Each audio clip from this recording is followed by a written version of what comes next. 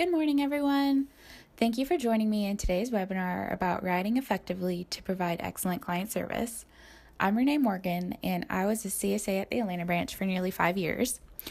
So as you can imagine, I have sent many emails to clients over the years about everything from scheduling, paperwork, money, good news, bad news, annoying requests, you name it.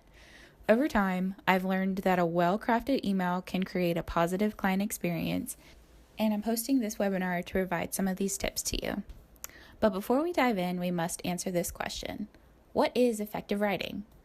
When something is effective, it does what it's supposed to do. So for writing to be an effective tool, it just needs to communicate your message clearly. I think it's safe to assume that we all have the same goal at the end of the day, which is to serve our clients well. When an email is effective, it clearly communicates your message, which saves time and energy for you and the client. Effective writing creates efficiency, and efficiency creates excellent client service. So let's get started. But before we can understand how to use writing, there are a few things we need to know about writing. First, writing is not natural. It's tempting to think of writing as if it were speech. However, there are many aspects of verbal communication that do not translate into writing, such as body language, facial expressions, tone, and the list goes on and on. Writing is simply one of the many tools in our tool belt, but it's important that we take the time to understand how to use this tool effectively. And the best way to get better at something is through practice.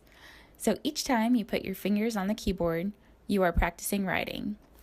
Every time you learn how to communicate something more clearly, your practice is paying off. So now that we understand that writing is limited and that it takes practice, let's get to work on our email and write our first draft. Sometimes this is the hardest step because we just don't know how to say what we want to say.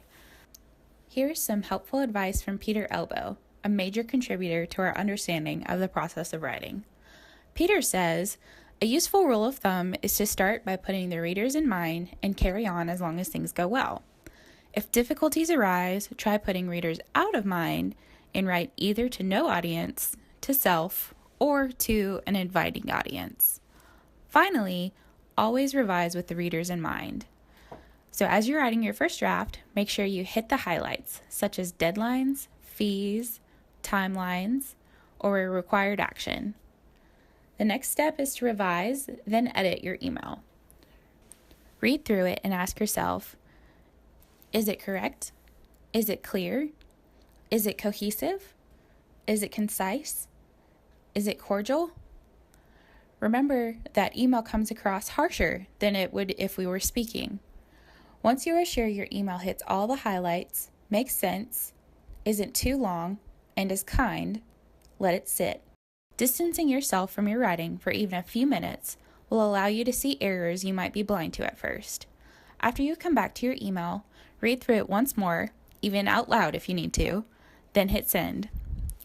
Don't get discouraged if you feel overwhelmed by the process. Writing takes practice, and each email is one more rep. Here are a few more things to keep in mind to help you create effective writing. Avoid common grammatical and spelling errors. Use consistent verbiage across your team. There are many terms in our industry. Using the same words will make them more familiar for clients and help to reduce confusion. Remember that format matters. Use a simple font, at least 12-point size, so that everyone can comfortably read your emails. Create white space in your emails by using bullet points or breaking things down into smaller paragraphs. Not only will your email look better, but it will also be easier to read. Make it clear if you are calling the client to action. Don't be afraid to use bolding or underlining to make your message clear. It will save the client time by not having to dig through your email to find it, so they will appreciate it. Add some personality to your email and make it personable. This will help to build your reputation with the client and also allows for a personal touch. Remember that practice will help to make writing easier and faster. Also, don't be afraid to outsource. Even if you still have to write the email, maybe ask a coworker for feedback before sending it out. At the end of the day, we are here to serve clients.